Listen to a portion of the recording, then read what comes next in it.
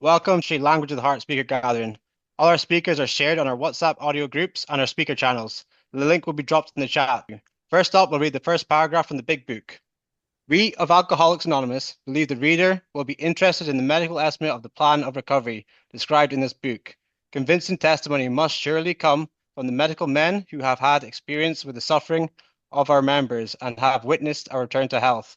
A well-known doctor, chief physician at the National Prominent Hospital specialized in alcohol and drug addiction, gave Alcoholics Anonymous this letter. To whom it may concern, I have specialized in the treatment of alcoholism for many years. In late 1934, I attended a patient who, though he had been a competent businessman of good earning capacity, was an alcoholic of type I come to regard as hopeless. We've invited Amal D to come share a message of depth and weight from the heart. The floor is yours, Amal, for the next 45 minutes. Take it away. Thank you so much for asking me to be of service. Thanks to all of you for being here. Thank God for your life.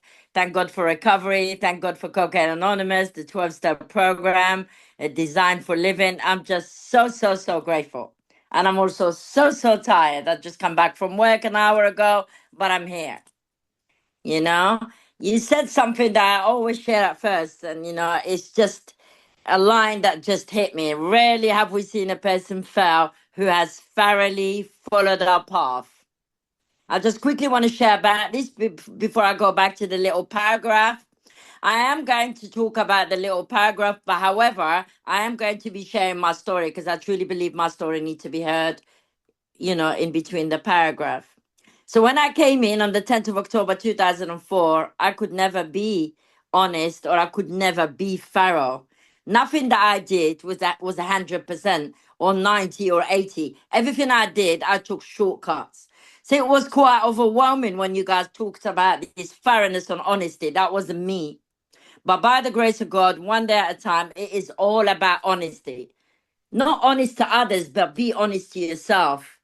So I know in recovery, I've been through hell, and I know most of us have life on life terms. Things happen, people die, but rarely have we seen a person fail who has thoroughly followed our path. Nothing can but thoroughness and honesty from the very start.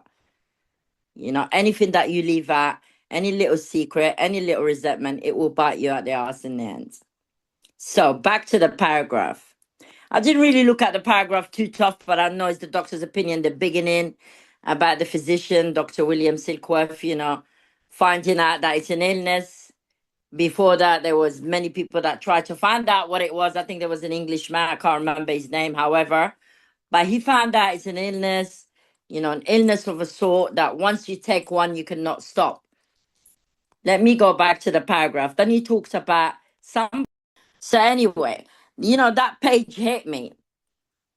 Even though I don't want to really focus on Dr. Silkworth, he was a physician in prominent hospital well known, for that treats alcoholism and stuff like that. I'm more focusing on the second paragraph where he talk about competent businessmen with good earning capacity. You see, we all are here for one common bond, and we all are here for one common solution, no matter where you come from.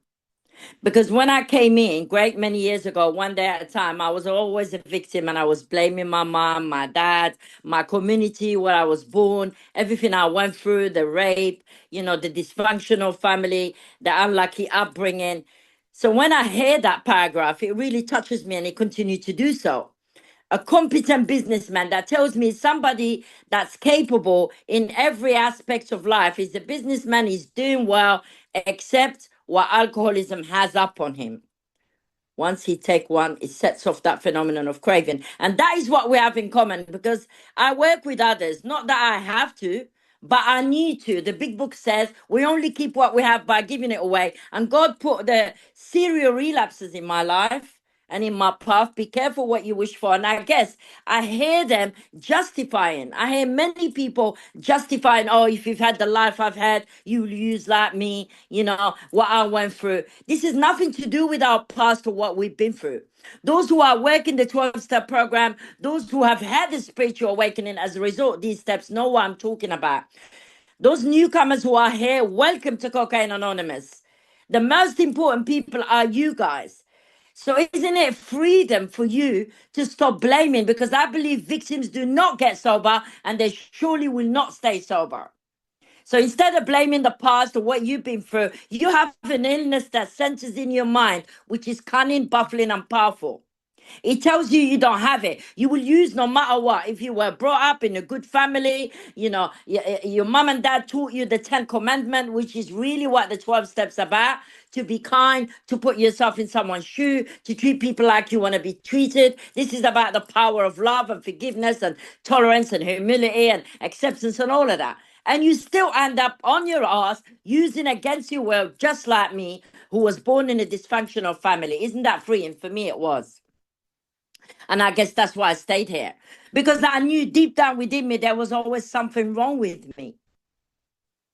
From a year when I picked up that first drink when I was 9, I knew there was something wrong with me because I had these emotional problems. I had this emptiness, this void. I was full of fear. I was feeling of inadequacy. I was always anxious and always worried about being around people, going to school, meeting my friends. I was trying to buy my friends. That is my first addiction, try to buy my friends. I was addicted to people loving me. And if you don't like me, my life has ended. And I was good at doing people's thinking. Oh, they don't like me. Oh, they're not talking to me. And generally, people are busy.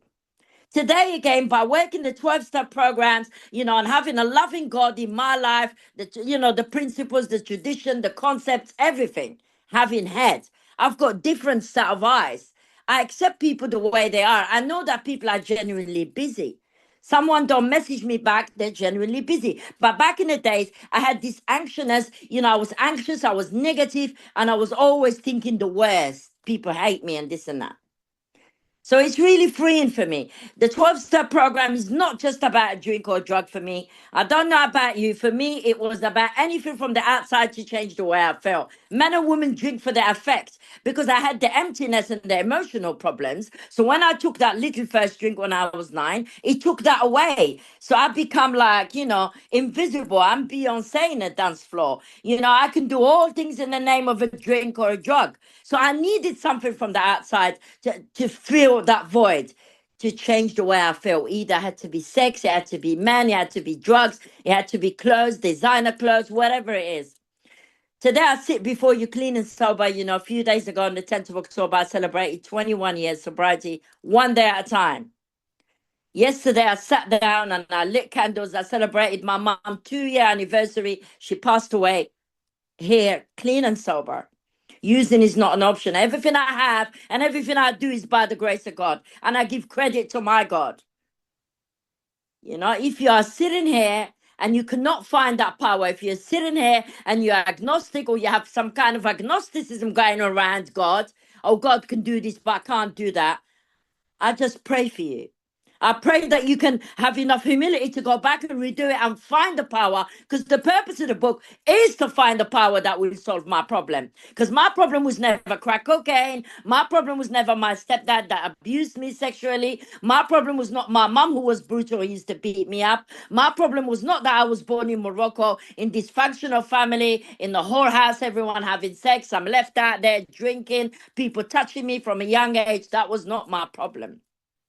My problem that I've got a soul sickness. I've got an emptiness within me, irritable, restless, and discontent.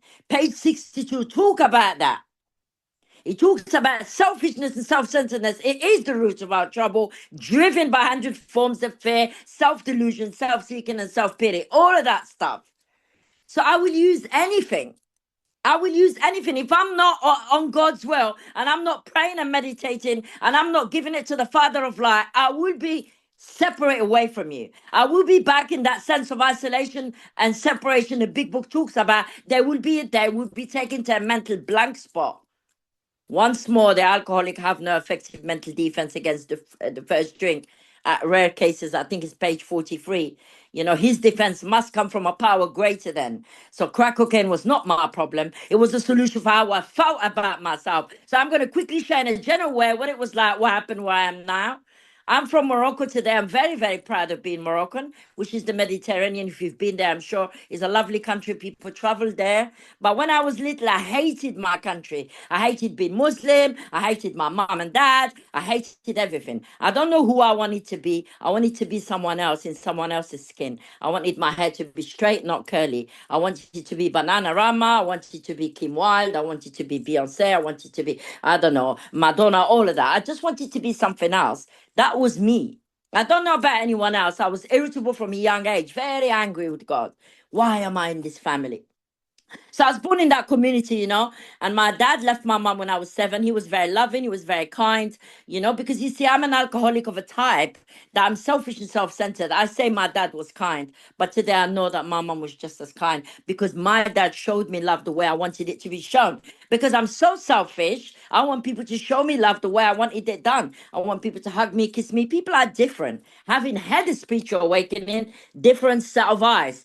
People can love you and not show you love. You know what I mean? Having that rearrangement of thinking. That the common sense become uncommon sense, judging people why they don't text you back, why they don't show you love in the meeting. People are people, they're going through something. Who cares? And who knows what they're going through? That will not mind be done. It's about what I do, not what they do. My whole life was run by that. Judging, judging, judging, feel less than, feel low self-esteem. Oh, poor me, my mom don't love me. So anyway, cut long story short, my dad left, my soul rest in peace.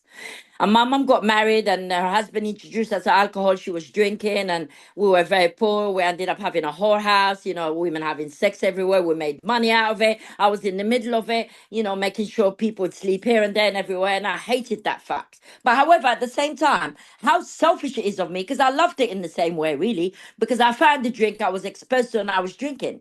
So when I came into sobriety, I would say, if you've had the life that I've had, you drink like I drink, but today I'm no different. So I drank the drink, I took Valium, glue sniffing, hash. In my country, we got hash oil and all of that, anything to get out of self, anything to just be high. I used to be so high, I don't want to come home. And I would go and sleep around with him, for nothing, not even for money. Because I had an emptiness within me. I had a low self-esteem and a low self-worth. And I've always needed people's validation, always. Today I sit here, by the grace of God, that my dependence is upon God. I don't need anyone's validation. Whoever loved me, I love them back. Whoever don't love me, I still love them back. I'm not here to seek anybody's approval. What a horrible way to go through life. It is very tiring if you are in recovery and having had that spiritual awakening and you're still trying to seek people's approval. Because today I know that I'm just flesh. I'm just human being. I do fall short. But my God doesn't. Because I have a loving God who has characteristics that I do not have.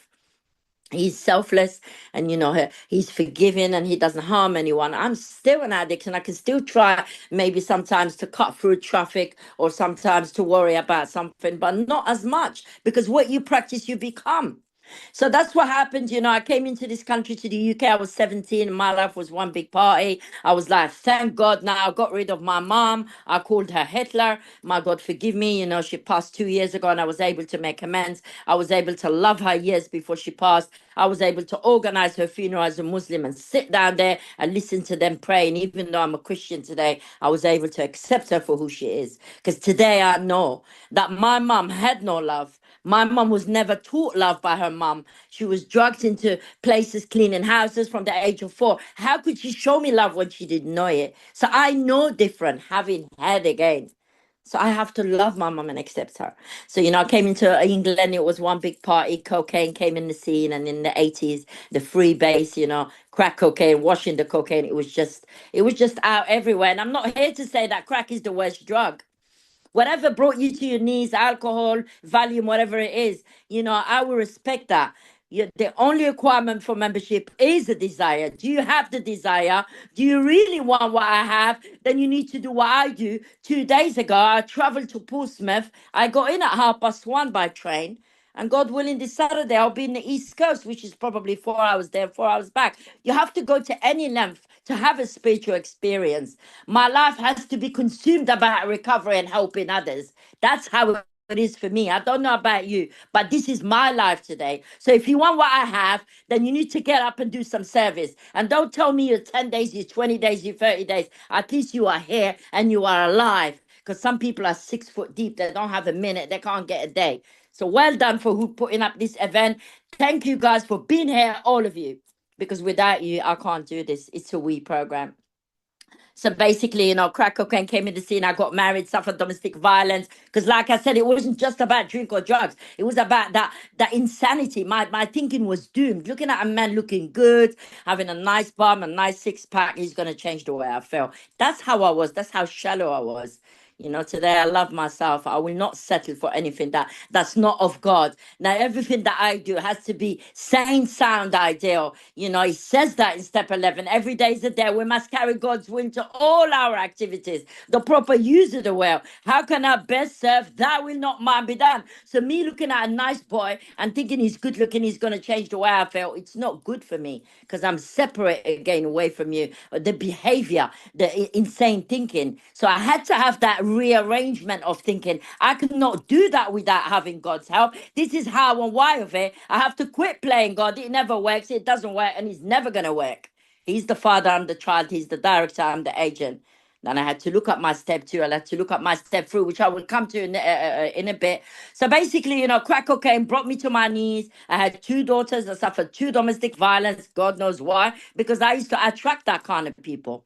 Because I didn't love me. So those kind of people will always follow me. Today I have two beautiful daughters that I love dearly. One's 29, one's 34. My journey was planned. I do not regret the past because my past is my strength. And I thank God that I went through the dark side to find the light. I thank God that my past bring me here today because today I have compassion. I know how you feel. I can put myself in your shoe. Back in the days, I was shallow. I was a thief. I was a whore. I was selfish. It was all about me, myself, and I. And crack cocaine has led me to some dark places, what I mean? And you might never go there. And I pray that no one goes there. And it's not about the consequences. Again, internally, we all felt the same. Internally, we reached a place where we could not use successfully. Saying one thing, doing another for me, that is rock bottom. I got raped, the last rape, I was gang raped, I was kidnapped, I was put to sleep for 3 days. I had a little boy conceived from rape. His name's Dominic. I was a year sober. My son was adopted. I'm still looking for my son. I will come into that in a bit. A lot has happened. A lot. If you are here, please, guys, work this deal. Find the sponsor. Go through the steps. Have a spiritual awakening. Find the power. The purpose of the book is to find the power, a channel, and then help someone else. And that's all it is. A sponsor is somebody that meant to take you through the steps so you can find God and you go out and help the next woman. And it's a transaction coming like that, a demonstration coming from 1938. Imagine that. Imagine how powerful that is. You'll be sitting in the room with sponsees, and that's just wonderful. So basically, the last rape, I was gang rape. I came into recovery. My two kids were taken to care. I walked into the criminal justice because, as you know, at the end of my using, I couldn't do robberies. I couldn't sleep around. I was finished. My hygiene wasn't great. I wasn't looking great. I was sleeping on the street. I was eating out of bins. I was picking up butts. That's my truth. You see, the Bible tell me that boast in my own pain and God will lift me high. I'm not here to boast about speaking in area, world, Miami, New York, this and that. I'm not here to talk about that. I'm here to talk that I'm a crack addict, a hopeless crackhead. And when I smoke crack, I do eat out of bins and I do sleep around for a couple of quid because that's how powerless I am. I have no memory of the humiliation of a week or a month ago. I am without defense against the first drink, like page 24 talks about. I cannot remember how bad it was. My mind tells me it's going to be different, insidious. It's never going to be different. An alcoholic and a drug addict will always be an alcoholic and a drug addict. If you're allergic to nuts, you'll always be allergic to nuts. We're people that never grow new legs. The delusion that we like other people has to be smashed.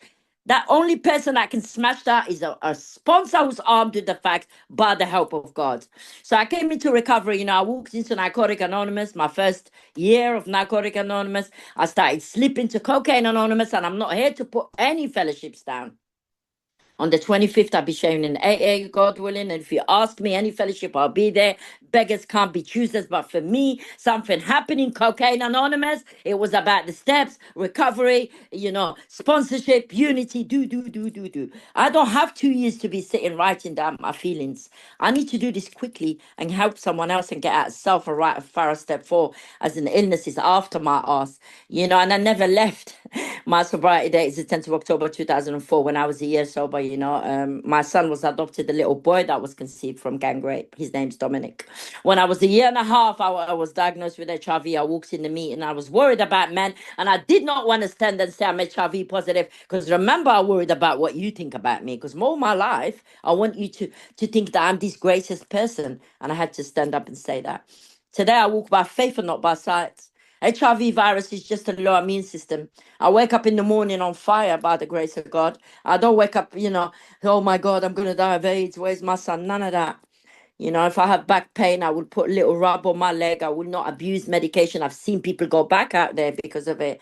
You have to not rest on your laurels. You have to know what you suffer of. That's why it's important to talk about step one. And that's why it's important that I have to read 43 pages with another alcoholic that will help me diagnose myself. Because if I don't know what I suffer of, I will never get well.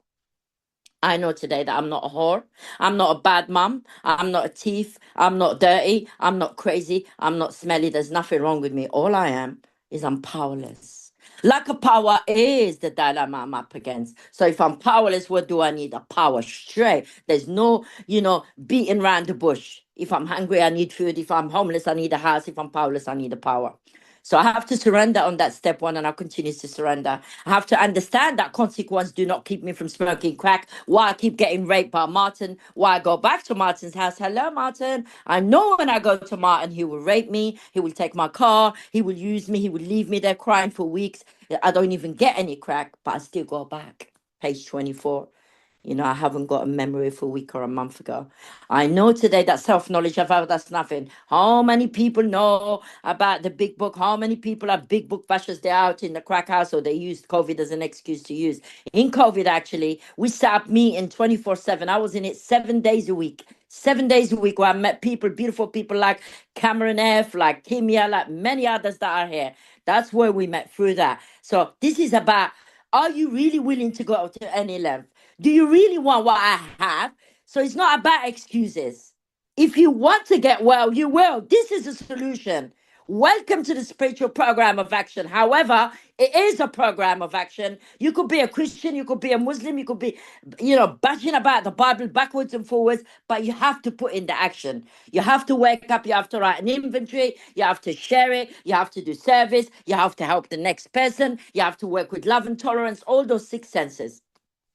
So that's it. I understand today what I suffer of. So my ego was smashed. There's the foundation right there. I can build a house. I know what I suffer of. So I get step two. I get some help. We came to believe a power greater than me that loves me, and he's going to restore my mind to sanity. How wonderful is that? The cornerstone.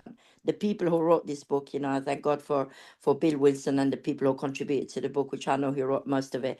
They know what we suffer of. What a blessing is that. And I thank God for each and every one of them. I know they're all dead. And I thank God for the co-founders, for the people that carry this message, for people like Cameron F., for everybody that do workshops. I continue to do this for my friends here who ask me to share, who promote this, for all those who do in service, for the treasury, for everything. Because without you guys, there will be no CA. That's how it is. We have to continue doing this still. We're never cured of alcoholism. What we have is a daily reprieve based on how spiritually fit we are. I am responsible for waking up and saying, yes, Saturday I'm going to be in Great. Yeah, I'm up 4 hours there, 4 hours back. I've been knackered. I'm responsible for waking up, calling, answering the phone. And that was it for me. The penny dropped when I did step three. God, I offer myself to thee to build with me and to do with me as you will. I remember I was so angry with my sponsor, I resentful, because she didn't feel sorry for me that I was HIV positive. She was like, what do you want me to do? I said, can you not see that I'm HIV positive? I'm going to die. And she's like, well, why do you want me to feel sorry for you? You need to find your part. And I remember that day clearly. I hated her. She was on my step four, my very first sponsor. I said, how dare you say that? She said, Amal, this deal is about you, not them. Inventory is yours, not them. And it always stuck with me. She's not with us any longer, but it always stuck. The inventory is mine, not the other people. I have to see my part where there is no part. My part is I was judging. I was playing God, putting my will ahead of God's will. I'm going to die of AIDS. I'm not going to see my son. Oh, people laugh at me. How do you know that? Every fear and every resentment and every dishonesty and every selfishness, all of it is you putting your will ahead of God's will. There's only two deals in this. There's only love or fear. Like they say, love and hate cannot be friends. There's only God or self will. God's will, self will. That's all there is. When you are experiencing all the love you're experiencing in this room, you're happy, you're crying, you're sharing back to me, you're messaging me, you're letting God demonstrate through you what He can do. You're a vessel. When you're experiencing fear, worry, all them seven deadly sins, jealousy, negativity. Oh my God, I got a car ticket today. Well, it was me that got a car ticket because I parked in the wrong place. So what? I have to accept. I have to man up and accept and stop wallowing about it. Feeling sorry for yourself. The big book says, remorse is another form of spiritual disease. If you sincerely say sorry, all remarkable things will follow. We had a new employer. He provided what we needed, not what we want. And step four is just an amazing step, looking at myself. Looking at myself, the people who gang raped me, I hated them with vengeance. Imagine I was put to sleep for 3 days. I don't know how many people slept with me, but if they were in this meeting and if God put them in my path today, I would say sorry to them. Sorry for hating them because I know that the God I serve has no respect of a person, just like this disease. I know that my God loves us all the same, the killers, the rapists, whoever it is whatever. The difference between me and them, I am seeking God, maybe they're not, but God has no favorites. So I have to forgive them because I cannot serve God. I cannot go on the podium and conventions and share. I cannot transmit what I don't have and come here and show love and show this if I'm resentful and angry. The big book says when the spiritual malady is overcome, we straighten out mentally and physically by dealing with resentment, by writing them in black and white, not talking about them in our mind, by writing them in black and white and finding our part. Where was I to blame? What could I have done different? Where was I, inconsiderate, selfish, afraid, and this and that? All that big bag of worry I was carrying. Oh my God, my mum hated me. Maybe she didn't like me since I was born. Oh, my dad left me. Oh, my stepdad abused me. I had to go back to Morocco and shake my stepdad's hand, and he had diabetic. He was overweight. He could barely walk, and he was scared of me. And I said, you know what? I love you. And I just left. And I was only a few years sober. I had to do that for me. I hear people said, I'm not going to forgive you. I'm not giving you the power. What's that got to do with anything? Forgiving you, it's not about giving you the power. It's me. I want to be free. I don't want to be in the prison with you because I'm locked in prison when I don't forgive you. So when I forgive you, God will bless me some more. I'll let you go. Thy will not mine be done. Whatever you want to do, go. It's not worth it, trust me. Writing an inventory, looking at my sexual contacts, keep harming, bitterness, jealousy, suspicion. What could I have done different? I've served in HNI. I'm one of the people that served in hospitals and institutions from day one for great, great, great many years. For over decades, people know me. Going into prisons in the snow, waiting for a bus, an hour for a bus, opening big prisons, maximum security, sitting with 50 men with a little book, reading it day in, day out, every week, every Wednesday, because I couldn't get a share, because nobody had what it takes to do the security, which takes over 6 months. And it was my favorite time because my son was getting adopted and I was crying my eyes out, but I had service to do. How amazing is that? Because you see, I've got an illness that tells me my problem is worse. I've got an illness that could tell me that, oh my God, you lost your son, you're HIV, what's the point of helping? But when I go into prisons, I realize these people are locked up and they're still asking me how you doing. They're still thanking God. They're still grateful. How lucky are we to have meetings every hour and every minute? I'm going to wrap up shortly, so fear is not real as imagined. God is love. If you're experiencing fear, something's been missed somewhere. If you wake up in the morning crippled with fear and worry, and let me tell you, my life ain't that amazing. Yes, yes, I am free. Yes, I am on fire, but my mum passed away. My brothers wouldn't give me my inheritance. I've been back to Morocco twice, wasted more money. They still wouldn't let me have my little part, which I always wanted a little part of my house so I can buy something in my country. My leg hurts, my job. There's a lot of challenges because my colleagues don't like me because I help everybody. You know how it is. When you are from recovery and you work with normal people who smoke weed and drink, you always seem to be, you don't get on. Why are you running around after them? Because all they want to do is sit at the back and chat and laugh and gossip. I want to help every customer, but it's all right. I pray for them. I don't have family over here. My only one I have is my mother who died. Let me let me tell you guys about my son. 3 years ago on his birthday, the 24th of June, I reached out to local authority and I said, please, can you help me? I need to find my son. I remember I woke up broken, crying, crying, crying 3 years ago in sobriety. I said, fuck it, I have to find my son. So I called the woman. She said, I'm sorry, I can't help you. It's been many years ago. It's been over 20 years ago. Everyone's changed. We can't help you. But what we can do, we can give you a number, or we'll put you on the list of people that are called intermediary team that can help you find your son. If you've got £4,000, they can find him. If you don't, you'll be on the waiting list for 4 years. I said, I'd be on the waiting list. I waited. You know, about 4 months ago, a woman called me. Her name's Jo, a lovely lady, just like you guys. It makes me cry. And she tells me, oh, your case is up now. Can you come and see me? So I go see her happy and now, you know, with all my little birth certificate. I even had a mother's birth certificate because I remember when I was in hospital, I had the cesarean. I knew they were going to take him away from me. So I asked the nurse to look after him and I run to the registrar office. It wasn't far in Barnet to try and pay £5 to have a mum's one so they could never say that I'm not his mum. So cut a long story short, she said, I'm going to find your son. I'm going to change gear. I'm going to find your son. I like you. You're a good woman. You're sobriety. I'll do my best, but I understand he might not want to see you. So she found my son. In June, she found my son. I was traveling to Morocco. She found him in university doing his last third year. And she said, you know, I don't want to disturb him. Let him finish his study. I said, okay, no problem. She reached out July. She has evidence that he signed, him or his mom or dad, that the letter was signed. They didn't reply. She sent another one, is signed, evidence again. They didn't reply. So she said, I'm going to send one more. I'm going to say, can you just tell your mom how you are and who you are? You don't have to write to her. And, you know, I share this. But I share this because I could easily gamble with God and say, God, why you do this to me? I want to see my son. But I can't do that because that will be self-will. I don't know why he's not replying. He could be a 21-year-old. He just turned 21.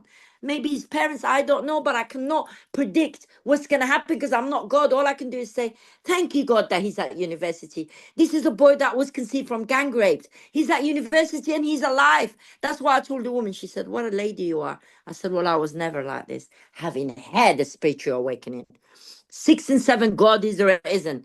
Bear witness. Either you believe, you don't believe that God has what it takes to remove what block you away from him. Pray till it comes. For me, it was sudden. There was no easier, softer way. I was broken. Every time I smoke crack, I get gang raped, I get beat up. I'm smelling, people laugh at me. I'm stuck in rooms, my kids are gone. So I just followed you guys.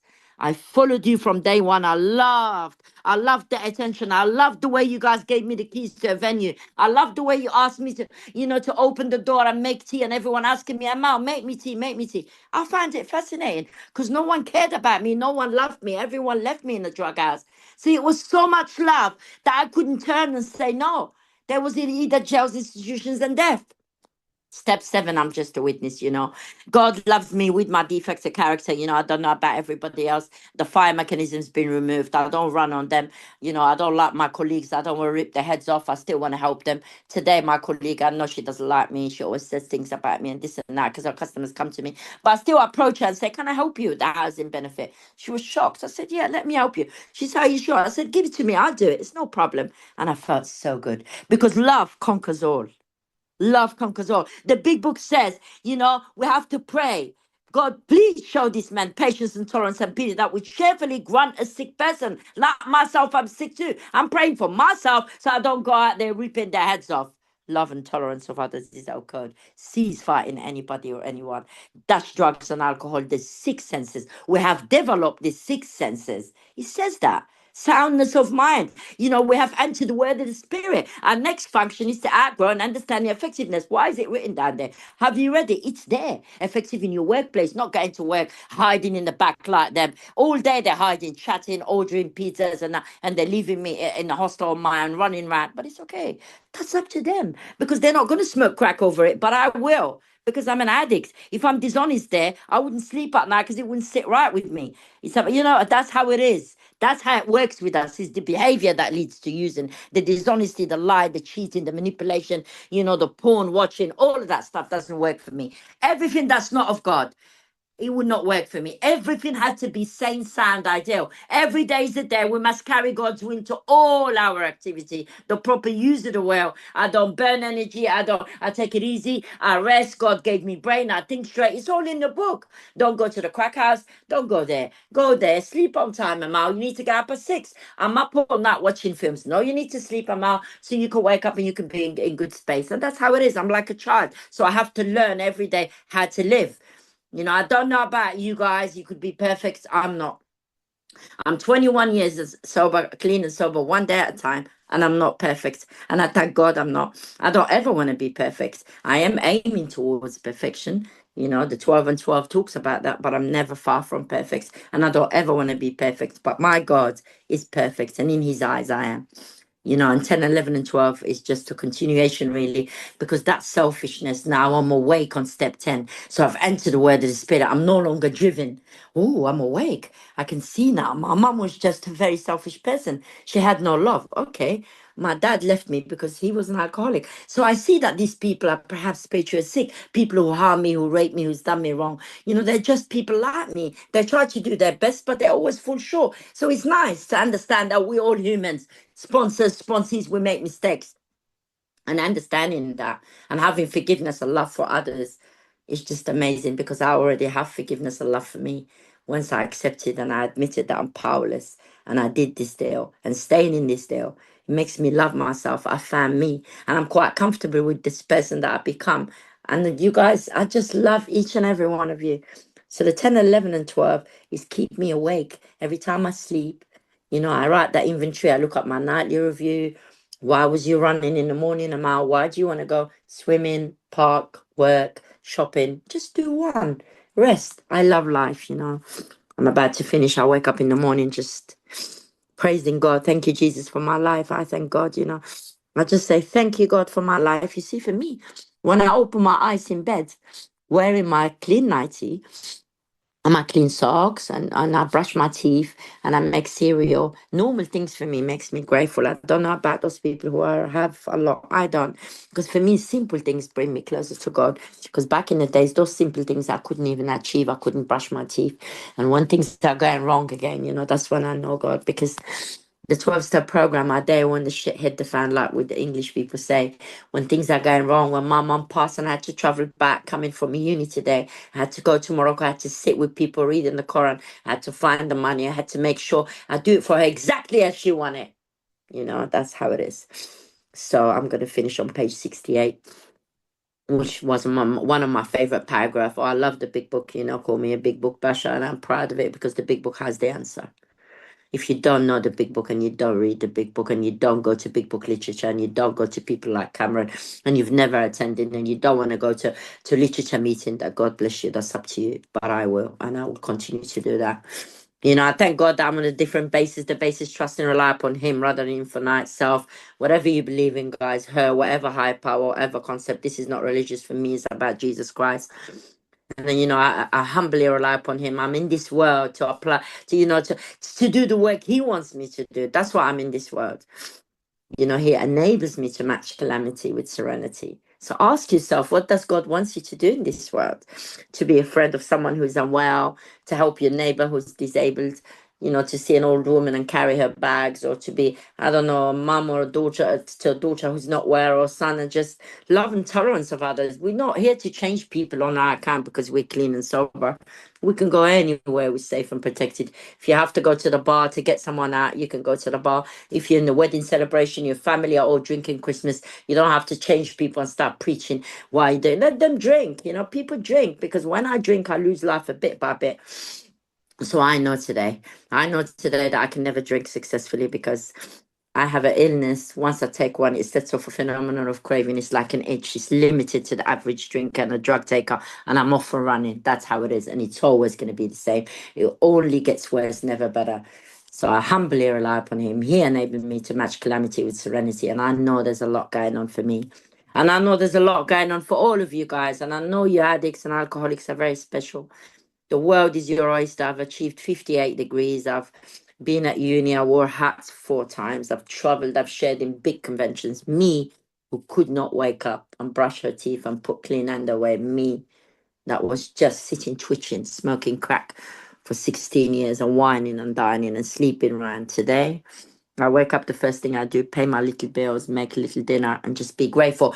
Great gratitude is the attitude. I think I leave it there, because if you're not grateful, guys, phew. Rarely have we seen a person who has finally follows our path, guys. Wake up. Wake up and say thank you. Whoever power, thank you for my life. Thank you for my mom. Thank you. Because I hated my mom, but I was able to love her because she was the only mom I had. Whoever you have, they're the only moms you have, the only dads. Love them and stop judging, you know. The Bible said, who's been forgiven much, love much. And Corinthians 13 told me that love is kind, love is patient, love persevere, love doesn't envy, true love doesn't resent. Anyone in your life controlling you, telling you, do this, do that, you shouldn't do this, you shouldn't do that. That's not love. That's about them and not you. Love is kind. Just use love and find a higher power, and God will keep you unharmed. I love you guys. I'm sorry I went on. Thank you so much for letting me be of service. I love each and every one of you guys so much.